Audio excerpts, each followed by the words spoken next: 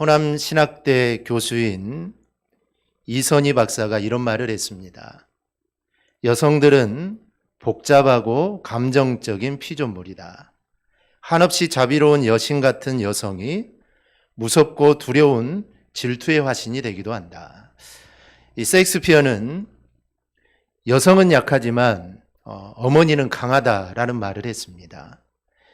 미국 버지니아주의 리치몬드 대학교의 이 그레이크 킨슬리 교수팀이 엄마가 된다는 것이 여성에 미치는 영향에 대해서 연구한 결과를 발표한 적이 있습니다. 이 킨슬리 교수는 임신 기간에는 엄마가 된다는 부담스러움에 정신력이 쇠약해질 수 있지만 아기를 출산하고 모유를 먹일 때가 되면 여성에 대해서는 양육과 관련된 신경세포가 발달되고 확장돼 모성애의 힘을 강하게 한다라고 이렇게 했습니다. 어머니는 이러한 모성애로 자식을 위하여 모든 것을 희생하며 어떠한 어려움도 감내해내는 이 용맹한 사랑을 보여주게 됩니다. 그러나 반대로 옛말에 이런 말도 있습니다. 여자가 한을 품으면 온유월에 서리가 내린다. 여자가 일단 이 사랑의 배신으로 한을 품으면 이성마저 잃게 됩니다. 그만큼 여자의 한이 무섭다라는 것이죠. 그런데 예수님이 살던 시대에 이렇게 한을 품은 아주 무서운 여성이 있었습니다. 그녀는 바로 헤롯의 아내인 이 헤로디아입니다. 유대 분봉왕이었던 이 헤롯 1세가 죽고 헤롯 1세는 자기가 다스리던 지역을 자신의 아들들에게 조금씩 나누어 줍니다. 그 중에 이 갈릴리 지역을 다스리던 분봉왕이 이 헤롯입니다. 그런데 이 헤롯은 헤로디아에게 반해가지고 20년 동안 함께 살던 부인과의 혼인을 파기합니다. 즉 이혼을 하죠. 그리고 이 헤로디아는 헤롯의 이복 동생인 빌립의 아내였습니다. 그런데 이 헤로디아는 헤롯과 눈이 맞아서 힘없는 남편을 버리게 됩니다. 그리고 둘이 같이 살게 되죠. 이것을 보고 세례 요한이 책망을 합니다. 이래서는 안 된다는 것이죠. 그러자 세례 요한을 잡아다가 옥에 가둡니다. 그리고 이렇게 해도 한이 풀리지 않았던지 결국에는 헤롯에게 세례 요한의 목을 쳐서 소반에 담아서 자기에게 달라라고 이렇게 합니다. 그래서 결국 세례 요한은 죽게 됩니다.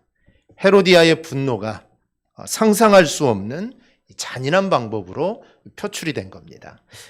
그로부터 300년 후에 동일한 이름을 가진 이 헤로디아라는 여인이 도시 곳곳에 은으로 된 흉상을 만들고 그곳을 지나가는 모든 사람들에게 절을 하라는 이 법을 만들게 됩니다. 법을 만들었으니 어기게 되면은 이제 벌을 받게 되겠죠. 그런데 그 당시에 유명한 설교자였던 이 크리소스톰은 사람들이 있는 곳마다 가면서 이렇게 설교합니다. 하나님을 믿는다면 절대로 절을 하지 마십시오. 목이 달아나더라도 우리는 신앙을 지켜야 합니다. 이 소식을 들은 이 헤로디아가 붕괴를 하여서 당장 그 설교를 멈추지 않으면 내가 너의 목을 내가 치겠다라고 협박을 합니다.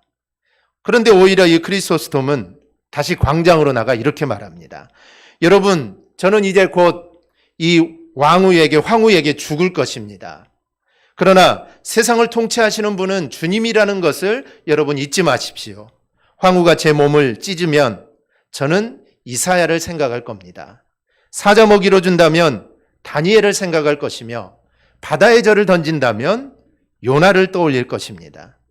돌에 맞아 죽은 스데반이 있었고 목이 잘리면서 복음을 전한 사도 바울이 있습니다. 고난이 닥칠 때 하나님을 바라고 믿었던 이들을 생각하십시오. 크리소스톰은 이 설교를 한 뒤에 병사들에게 끌려가 유배를 당하게 됩니다. 근데 유배를 가는 길에 도중에 자객에 의해 목숨을 잃게 됩니다. 우리는 지금 코로나19라는 감당하기 어려운 질병 앞에 서 있습니다. 많은 자영업자들이 어려움을 당합니다. 우리 교회 성도들도 많은 어려움을 당하죠. 또 교회도 어려움을 당합니다. 마치 교회에서 대면 예배 드리는 것이 마치 코로나를 전파하는 것처럼 사람들에게 인식이 되어 버렸습니다. 그래서 교회 가서 예배드리는 것이 무슨 죄를 짓는 것처럼 이렇게 되어버렸습니다. 지난 2월 1일에 이 중앙재난안전대책본부에서 이런 브리핑이 있었습니다. 그 당시에는 수도권 종교활동이 2.5단계, 그래서 10% 이내에 이 대면 예배가 허용되던 그런 상황입니다. 이에 대해서 많은 사람들이 이 형평성 논란이 제기되고 있는 상황이었습니다. 왜냐하면 개인 간에는 5인 이상 모임이 금지되어 있는데 왜 교회에만 예배를 허용하냐, 이게 상황이 맞지 않다, 앞뒤가 맞지 않느냐라는 이런 말들이 많이 나오고 있었습니다. 이에 대해 중앙재난안전대책본부는 어떤 말을 해야 합니다. 뭘 대책을 내놔야 되죠. 이때 윤태호 중앙사고수습본부 방역총괄반장은 브리핑을 통해 이렇게 말합니다. 교회의 경우 밀집도가 낮고 사전에 방역 조치들이 이루어져 지금까지 대면 예배를 통한 감염은 거의 없었다며 밀집도를 유지하고 준수한다면 대면 예배 자체가 감염 위험도가 높은 행위는 아니라고 판단했다라고 밝혔습니다. 이거는 팩트입니다. 제가 지어낸 말이 아니라 이렇게 브리핑을 했습니다. 그런데 이러한 브리핑이 있었다는 것을 저는 몰랐습니다. 여러분도 아마 모르신 분들이 많을 거고 또 나중에 들으신 분들도 있을 거고 아마 지금 처음 들으신 분들도 아마 있을 겁니다. 왜냐하면 그 어느 누구도 그 어디에서도 이 내용을 찾아볼 수 없었기 때문입니다. 그 어느 방송사나 그 어떤 신문사도 이것을 다루지 않았습니다. 그리고 대면 예배를 통한 감염은 거의 없다라고 사실이 확인되었는데도 여전히 교회를 바라보는 시선은 곱지 않습니다. 이렇듯 우리가 개인적으로 또 교회적으로 감당할 수 없는 이런 어려움을 당할 때 우리는 어떻게 해야 될까요? 이거는 그리 어렵지 않습니다. 간단합니다. 우리가 오직 주님만을 바라보면 됩니다. 그리고 우리 믿음의 선진들, 우리의 믿음의 조상들은 과연 이런 어려움이 있을 때 어떻게 행동을 했을까? 우리는 그 모습들을 좀 살펴봐야 합니다. 이런 코로나 같은 질병이 지금만 있었던 건 아니죠. 역사를 보면은 정말 이런 질병들이 정말 수없이 많았습니다. 그런 상황 가운데 우리의 믿음의 선진들은 과연 어떤 모습으로 그 상황을 극복했을까? 그런 모습들을 우리는 살펴봐야 합니다. 그래서 엄청난 역경이 있는 시대지만 이럴 때일수록 우리는 주님을 떠나지 않는 삶을 살아서 우리에게는 은혜요, 또 하나님께는 영광이 되게 해야 합니다. 오늘 저는 이런 삶을 살았던 사람을 소개하고자 합니다. 그 여인은 바로 이 수로보니게 여인입니다. 이 수로보니게 여인은 저하고 인연이 있는데요. 시대가 다르니 제가 얼굴을 본 것은 아니지만 경기도 용인 양지에 있는 총신 신학대학원이 거기에 있습니다. 산 속에 있죠. 산골에 있는데 신학대학원을 다니면서 설교 실습이라는 과목이 있습니다. 그 과목을 통해 제가 설교문을 작성하고 수업 시간에 5분 설교를 했던 본문이 바로 오늘 본문입니다. 그래서 기억에 남는 본문이기도 합니다. 오늘 본문 21절을 보면 예수께서 거기서 나가사 두로와 시돈 지방으로 들어가시니라고 합니다. 이 두로와 시돈은 이스라엘의 북쪽에 있는 지금의 이 요르단 지역에 있는 항구 도시입니다. 보통 예수님이 이스라엘을 벗어나 다른 지역으로 가시는 그 이유는 이 잠시 휴식을 취하기 위함입니다. 주님은 세상에 계실 때 전도를 하고 또 병자를 치유하고 말씀을 전하셨는데 저녁이 되면 주님은 한적한 곳으로 가셔서 기도를 하셨습니다. 마가복음 3장 20절을 보면 주님이 얼마나 바쁘게 사역하셨는지 식사할 겨를도 없었다라고 이렇게 말을 합니다. 그래서 주님은 가끔 좀 쉬시려고, 가끔 쉼을 얻으려고 이스라엘 바깥으로 나갑니다. 즉 이스라엘 안에 있으면 사람들이 알아보니 사역의 그 중심에서 벗어나 잠시 다른 지역으로 이동을 하십니다. 그런데 예수님의 이름이 알려지다 보니 예수님이 이스라엘 바깥으로 나가셔도 많은 사람들이 찾아와서 예수님은 쉼을 얻을 수가 없습니다. 마가복음 7장 24절입니다. 예수께서 일어나사 거기를 떠나 두로 지방으로 가서 한 집에 들어가 아무도 모르게 하시려 하나 숨길 수 없더라. 이스라엘을 떠나 주님이 두로 지방으로 가셨는데 아무도 모르게 좀 쉬려고 했는데 많은 사람들이 찾아오게 됩니다. 오늘 본문도 그런 에피소드 중에 하나인데 찾아온 여인이 가나안 여인이다라고 말을 합니다. 이 병행구절인 마가복음을 보면 이 여인은 헬라인이요 수로보니게 족속이다라고 말을 합니다.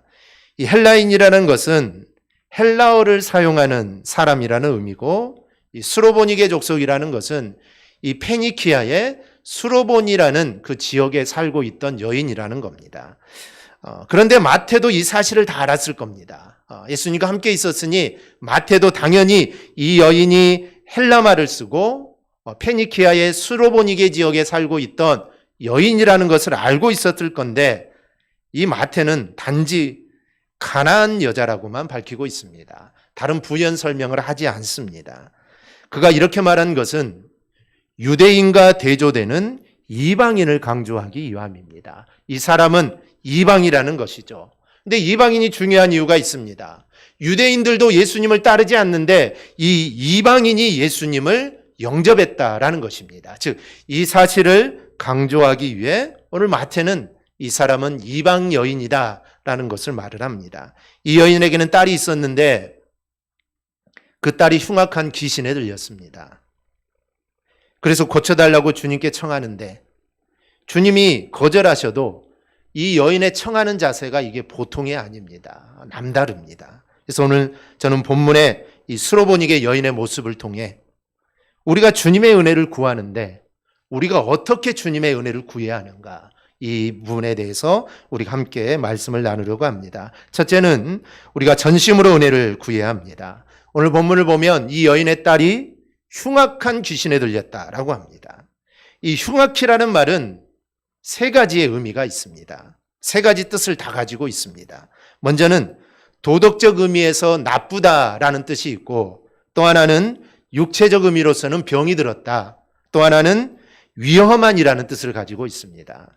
그래서 이로 볼 때 당시 이 여인의 딸은 귀신 들림으로 인해 육체적인 질병을 가지고 있습니다. 또 하나는 도덕적으로도 나쁜 행실을 가졌습니다. 도덕적으로 나쁜 행실입니다. 또 하나는 자신과 남을 위험하게 하는 행동들도 합니다. 우리가 성경을 통해 알 수 있듯이 이 귀신 들린 사람들을 보면은 자기 몸을 상하게도 하고 또 사람들을 괴롭히게도 하는 이런 일들을 합니다. 그래서 이 여인의 딸은 육체적 질병과 또 귀신에게 들렸고 또 나쁜 행실도 하고 또 자신과 남을 위험에 빠뜨리게 합니다. 병에 들려도 힘들 텐데 이 모든 것들이 이 여인, 이 딸에게 있으니 이 여인으로서는 도저히 이 딸을 감당할 수가 없습니다. 그래서 이방임에도 불구하고, 이방 사람임에도 불구하고 예수의 소식을 들은 이 여인은 예수님을 찾아옵니다. 즉 예수님이라면 딸의 귀신을 쫓아내줄 수 있다라는 그 믿음의 확신이 있었습니다. 그래서 22절을 보면 주 다윗의 자손이여 나를 불쌍히 여기소서, 내 딸이 흉악하게 귀신 들렸나이다 라고 외치고 있는 겁니다. 그런데 예수님은 이 여인의 외침에 응답을 하지 않습니다. 반응을 하지 않습니다. 그러나 그 여인은 또 계속해서 또 딸을 고쳐달라고 소리를 지릅니다. 그러자 예수님이 아무 말씀도 하지 않으시자 제자들이 선생님 고쳐주지 않을 거면 그냥 좀 보내시죠. 너무 시끄러우니까 그냥 보내자라고 말을 합니다. 여기서 우리는 딸의 고침을 받기 위해 전심으로 은혜를 구하는 이 여인의 모습을 보게 됩니다. 우리도 마찬가지입니다. 주님의 은혜를 구할 때는 우리가 전심으로 구해야 합니다. 기도할 때도 마찬가지입니다. 기도할 때도 전심으로 구해야 합니다. 하나님이 응답해 주시면 좋고 응답해 주시지 않으면 그럴 수도 있고, 이런 마음을 가지고 우리는 기도에서는 절대로 안 됩니다. 마가복음 10장을 보면 여리고의 맹인 바디메오 이야기가 나옵니다. 여리고의 맹인 바디메오는 예수님이 지금 자기가 있는 곳 그 앞쪽으로 지나가신다는 소식을 듣고 그는 전심을 다해 주님을 부릅니다. 전심을 다해 주님을 부릅니다.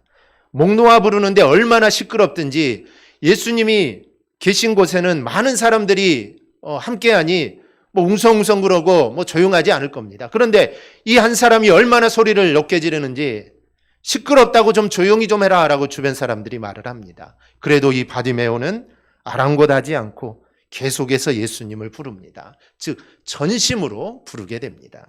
그러자 주님은 이 바디메오의 아픔을 돌아보시고 그를 고쳐주십니다. 그렇다면 우리가 전심으로 주님의 은혜를 구해야 하는 이유가 뭘까요? 그냥 대충 구해도 될 텐데 왜 우리가 전심으로 구해야 합니까? 그 이유는 우리가 주님의 은혜가 없으면 우리는 살 수 없기 때문입니다. 우리는 주님의 은혜로 살아가는 존재입니다. 우리가 즐겨 부르는 복음성가 가사에도 이렇게 노래합니다. 은혜 아니면 살아갈 수가 없네. 호흡마저도 다 주의 것이니 세상 평안과 위로 내게 없어도 오직 예수뿐이네. 하나님의 은혜가 없으면 우리는 하루도 한 시간도 살 수 없습니다. 하나님의 은혜가 우리를 이렇게 덮고 있기 때문에 우리가 하루하루 살아가는 것입니다. 우리는 오직 하나님의 은혜로만 우리는 살아가는 존재입니다. 이 코로나19라는 질병 앞에서 정말 속수무책으로 무너지는 세상을 보십시오. 정말 이 질병 앞에 초강대국이라고 하는 미국도 유럽도 처음 코로나가 시작되었을 때 미국이나 유럽은 거뜬히 이것들 다 물리칠 수 있다라고 했습니다. 이 코로나19 아무것도 아니다라고 생각했지만 그 어느 나라도 이 코로나19에 힘을 쓰지 못하고 있습니다. 이 질병을 통해 사람들이 과학이 어떻고 학문이 어떻고 하지만 그것이 얼마나 연약하고 얼마나 부족한지를 우리가 몸소 경험하고 있습니다. 그러기에 우리에게 이 주님의 은혜가 필요한 것입니다. 과학으로 아니면 학문으로 아니면 강대국이라는 미국을 통해 이 모든 것들이 다 정복될 수 있다면 우리가 주님의 은혜가 필요 없을 수도 있지만 아닙니다. 어느 누구도 어떻게 할 수 없는 상황입니다. 그래서 우리는 주님의 도우심이 주님의 보호와 인도하심이 정말 우리에게 절실하게 필요합니다. 그러니 우리는 전심으로 주님의 은혜를 구해야 합니다. 여러분 믿음 생활이 뭘까요? 우리가 믿음 생활, 신앙 생활 하는데 그것이 과연 뭘까요? 이 믿음 생활이라는 것은 우리가 도저히 은혜 받을 수 없는 존재임에도 불구하고 우리가 은혜를 받으며 하나님 저를 정말 불쌍히 여겨주세요라고 전심을 다해 간구하는 것이 이게 바로 믿음 생활입니다.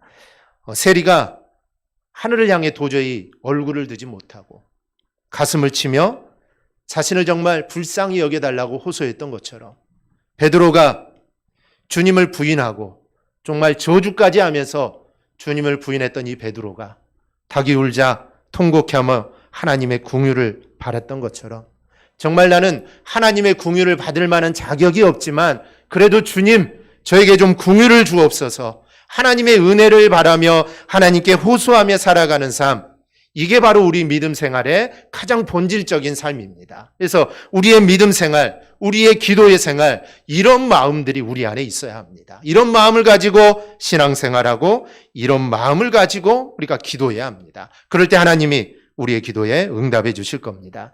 역대하 16장 9절을 보면 여호와의 눈은 온 땅을 두루 감찰하사 전심으로 자기에게 향하는 자들을 위하여 능력을 베푸시나니 라고 합니다. 또 시편 119편 2절은 여호와의 증거들을 지키고 전심으로 여호와를 구하는 자는 복이 있도다 라고 말씀합니다. 즉 우리가 할 일은 전심으로 하나님의 은혜를 구하는 것입니다. 주님, 내게 주님의 은혜가 필요합니다. 주님, 주님의 은혜가 없으면 살 수 없습니다. 주님의 은혜를 내게 부어주옵소서. 이것이 우리의 기도의 제목이 될 수 있기를 주님의 이름으로 축원합니다. 둘째는 거절에도 구해야 합니다.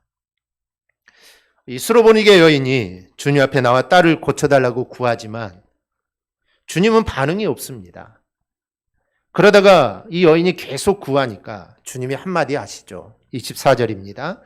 나는 이스라엘 집에 잃어버린 양 외에는 다른 데로 보내심을 받지 아니하였노라. 이 말씀은 나는 이스라엘을 위해서 왔다. 즉 유대인들을 위해서 왔다. 유대인들을 구원하고 유대인들의 병을 고쳐주게 왔다라는 겁니다. 그러니 너는 아니라는 겁니다. 너는 고쳐줄 수 없다라는 것이죠. 얼마나 서운한 말입니까? 얼마나 서운하겠습니까? 더구나 당시 이방인들은 자신들이 생각할 때 이 유대인들 정말 아무것도 아닌데 자기들과 똑같은 사람들인데 그들 스스로 우리는 하나님의 백성이요 우리는 하나님이 선택한 백성이라면서 이렇게 의시되는 모습을 수없이 봤습니다. 얼마나 의시되는지 모릅니다. 얼마나 꼴보기 싫은지 모릅니다. 그래서 이 말을 듣는 순간 야, 예수라는 사람도 별 수 없구나. 야, 예수라는 사람도 유대인들과 똑같구나. 야, 내가 잘못 찾아왔구나. 이렇게 생각할 수 있습니다. 그런데 그럼에도 불구하고 그녀는 다시 구합니다. 25절입니다. 여자가 와서 예수께 절하며 이르되 주여 저를 도우소서. 이 여인은 예수님이 본척을 안 해도 나는 이스라엘을 위해서 왔다라고 말해도 그는 주님 앞에 더 가까이 나오고 주님 앞에 엎드려 절을 합니다. 이 절을 한다는 표현은 한 번 절했다는 표현이 아닙니다. 계속해서 절을 합니다. 즉 계속해서 절을 하면서 주님 나를 좀 불쌍히 여겨달라고 계속해서 절을 합니다. 자신의 모든 걸 다 내려놓은 거죠. 자존심도 내려놓았습니다. 체면이고 뭐고 다 소용없습니다. 이 정도로 내려놓으면 주님이 응답해 주실 줄 알았습니다. 이 정도 했으니 주님이 응답해 주실 줄 알았는데 주님이 더 심한 말을 하죠. 26절입니다. 자녀의 떡을 치워하여 개들에게 던짐이 마땅하지 아니하니라. 어떻게 자식들을 위하여 준비한 음식을 개에게 줄 수 있느냐는 것입니다. 당연히 줄 수 없죠. 우리 사랑하는 자녀들이 위해 잘 만들었는데 그걸 어떻게 개에게 줄 수 있겠습니까? 한마디로 속된 말로 하면 나는 개 같은 너에게 줄 은혜가 없다라는 것입니다. 이거는 서운함을 넘어 이것은 모욕입니다. 누군가가 나에게 개와 같다라고 욕을 하면 가만히 있을 사람이 어디 있겠습니까? 이거는 모욕 중에도 정말 큰 모욕입니다. 그렇다면 주님은 왜 이렇게 이 여인에게 이렇게 냉정하게 대하실까요? 주님은 백부장의 종까지 고쳐줬던 분입니다. 백부장의 종까지 불쌍히 여기셔서 고쳐줬던 주님인데 왜 이 여인에게는 이렇게 냉정하신 걸까요? 그 이유는 이 여인의 믿음을 시험하고 이 여인의 믿음을 훈련시키기 위함입니다. 그리고 또 하나는 이방 사람들에게 은혜를 구하는 자세를 설명하기 위함입니다. 즉 너희가 은혜를 구한다면 이 여인처럼 구해야 된다라는 것을 지금 알려주는 겁니다. 주님은 이 여인의 믿음의 크기를 이미 보셨습니다. 이 여인이 정말 주님이 아무리 험한 말을 하고 또 아무리 심한 말을 한다 해도 이 여인은 물러나지 않고 결코 포기하지 않을 거라는 그 믿음을 갖고 있다는 것을 우리 주님은 보신 겁니다. 그래서 주님은 이 과정을 통하여 이 믿음의 여인을 더 성장시키기 위함입니다. 이 믿음도 훌륭하지만 이 믿음에서 더 한 단계 올라가는 믿음을 주시기 위해 이야기하는 겁니다. 그리고 이방인들에게 은혜를 설명하는 겁니다. 우리도 믿음 생활하면서 이 여인과 같이 주님의 은혜가 임하지 않고 주님의 기도 응답이 없어서 우리가 고통스러울 때가 있습니다. 너무나 힘들 때가 있습니다. 주님이 조금만 도와주시면 정말 이번 한 번만 좀 도와주시면 될 것 같은데 주님이 도와주시지 않습니다. 그러다 보면 서운할 때가 있습니다. 좀 이렇게 내가 간절히 기도하는데 하나님 좀 들어주시지 너무나 서운하다 이런 때가 있습니다. 그러면 아들을 주기까지 우리를 사랑하신 그 주님이 왜 그렇게 하실까요? 아마도 하나님은 우리가 고통스러워하는 것, 우리가 슬퍼하는 것 이상으로 우리 주님은 슬퍼하실 겁니다. 즉 우리와 똑같이 주님은 슬퍼하시고 힘들어하실 겁니다. 그럼에도 왜 그렇게 하실까요? 여러 가지 이유가 있겠지만 가장 큰 이유는 우리의 믿음을 더 강하게 훈련하시기 위함입니다. 하나님이 아브라함에게 아들을 주신다고 했습니다. 그리고 그 아들을 통해 하늘의 별과 같이 바다의 모래알과 같이 정말 그 손이 퍼지게 될 거라고 말을 하시면서 약속을 하셨습니다. 하나님의 약속이니 반드시 이루어질 겁니다. 그런데 그 아들을 낳기까지 무려 25년이라는 세월이 흘렸습니다. 하나님은 25년이라는 세월을 늦춘 겁니다. 즉 바로 주실 수도 있죠. 바로 내가 오늘 아들을 주겠다 1년 후에 아들을 줄 수도 있습니다. 그런데 하나님은 25년을 늦추셨습니다. 왜 그러셨을까요? 그 이유는 아브라함의 신앙이 하나님이 바라시는 신앙의 수준에 이르기까지 기다리신 것입니다. 즉 다른 말로 하면 타이밍입니다. 원한다고 바로바로 주면 믿음이 자라지 않습니다. 우리가 한 번 기도했는데 하나님이 응답해 주셨습니다. 또 다음에 한 번 기도했는데 기도하자마자 하나님이 또 응답해 주셨습니다. 이런 일이 반복된다면 우리의 믿음은 자랄 수가 없습니다. 우리가 자녀들을 키울 때 우리가 경험하지 않습니까? 자녀들이 준다고 해서 우리가 다 줄 수 있는 것은 아닙니다. 때가 있죠. 타이밍이 있습니다. 그때를 기다리게 하는 것입니다. 그런 부분이 필요하죠. 그래서 하나님은 타이밍을 보고 계십니다. 즉 아브라함의 믿음이 하나님이 보셨을 때 인정할 만한 믿음에 이르기까지 25년이 걸린 겁니다. 그리고 25년이 지나자 야 됐다. 이제 내가 아들을 줘도 이제 되겠다라고 생각하실 때 아들을 준 겁니다. 우리는 지금이라고 생각합니다. 하나님 지금입니다 라고 생각하지만 지내놓고 보면 전혀 아닐 때가 얼마나 많은지 모릅니다. 그래서 고린도전서 1장 25절에서 하나님의 어리석음이 사람보다 지혜롭고 하나님의 약하심이 사람보다 강하다라고 말씀하는 겁니다. 우리가 주님께 은혜를 구하고 기도를 해도 하나님이 반응이 없고 하나님이 심지어 거절하신다는 느낌이 들 때가 있습니다. 그러나 그럼에도 불구하고 우리가 가져야 할 믿음의 자세는 그래도 하나님을 바라보는 겁니다.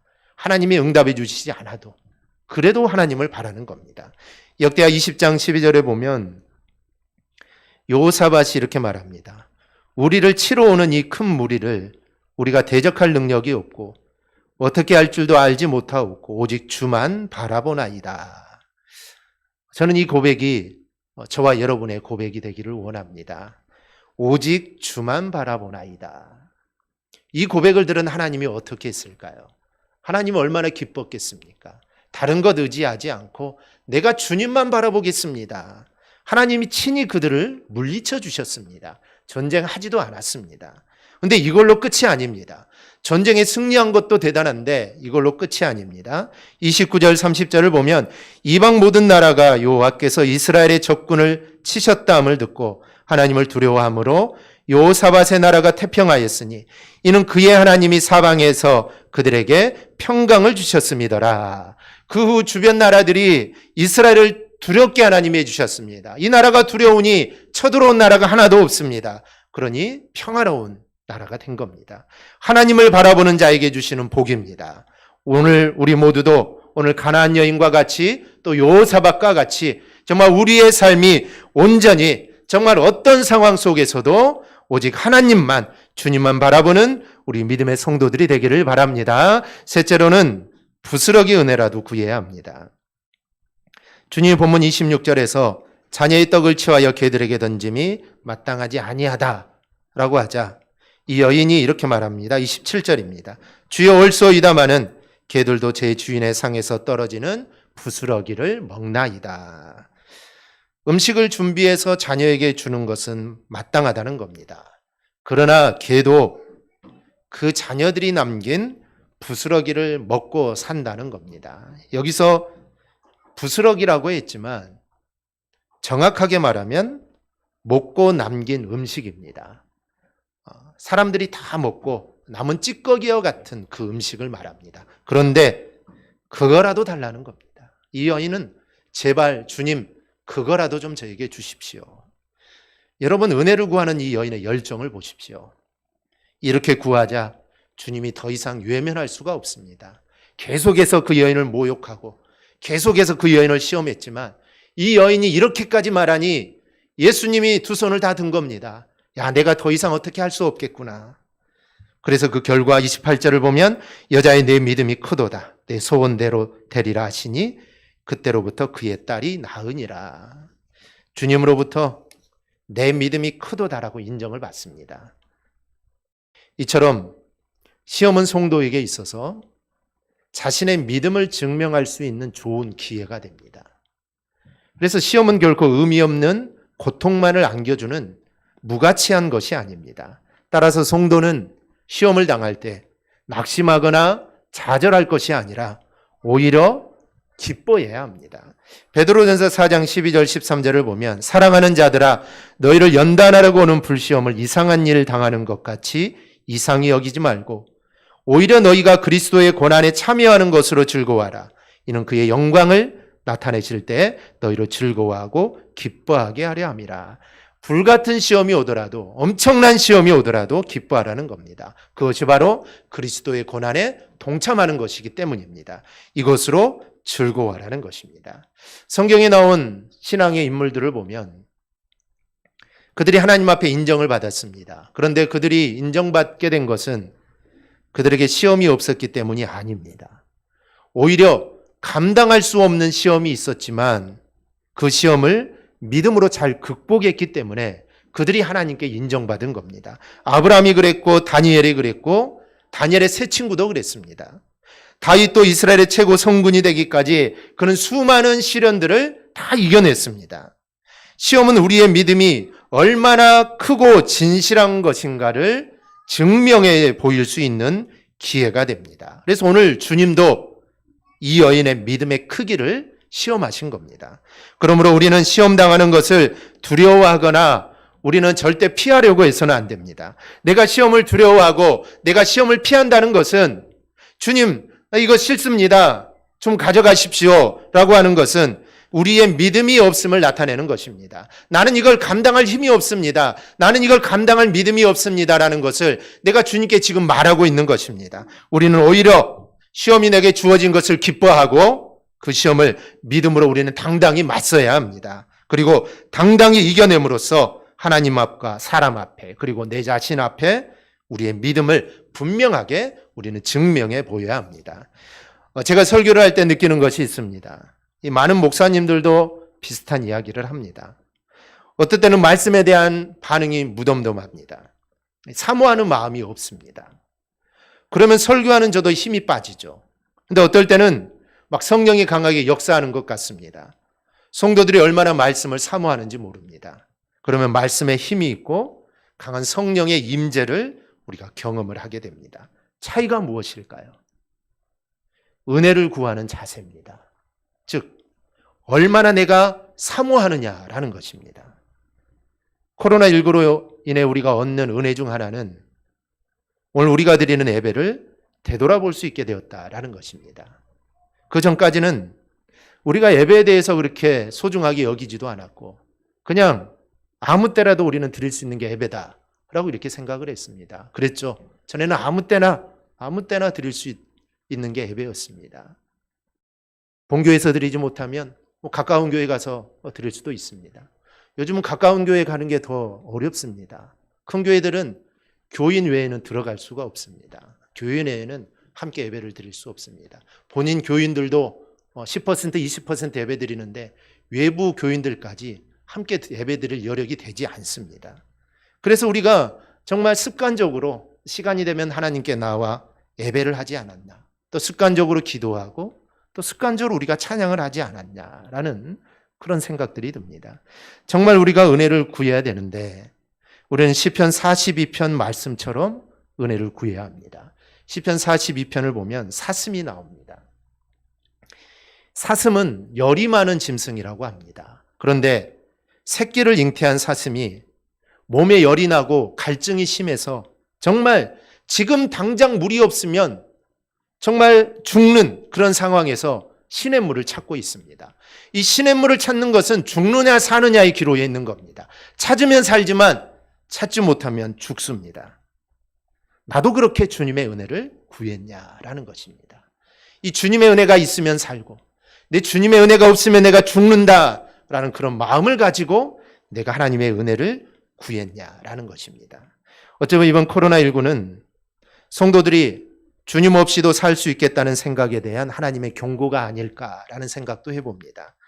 주님의 은혜를 구하기보다 세상의 은혜를 구하고 세상의 것에 관심을 두고 세상 방법대로 살아가면서도 정말 믿는 자로서 마음에 아무런 거리낌 없이 살았던 우리에게 하나님이 주시는 경고의 메시지가 아닐까 생각을 합니다. 이런 우리들에게 온갖 수모를 당하면서 은혜를 구하는 이 수로보닉의 여인, 이 여인의 이 자세는 우리의 마음에 큰 울림을 줍니다. 우리도 이런 자세로 은혜를 구해야 합니다. 그러면 주님이 은혜를 주실 겁니다. 내 믿음이 크도다.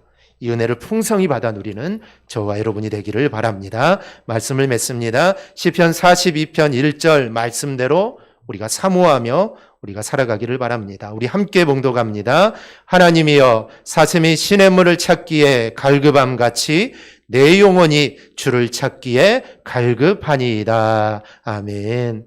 내가 사슴이 되어보지 못해서 이 사슴의 갈급함을 잘 우리는 모릅니다.